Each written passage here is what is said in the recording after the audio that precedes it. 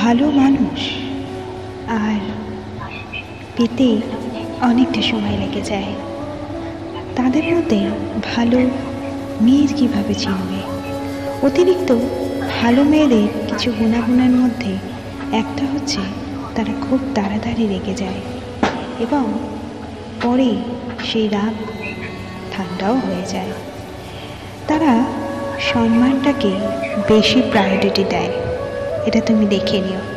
আর তারা কিন্তু সবার থেকে বেশি ভালোবাসতে পারে। তাই এই টাইপের মেয়ে যদি তোমার লাইফে আসে, কিছুতেই হাতছাড়া করো না, কারণ সহজে এদের পাওয়া যায় না।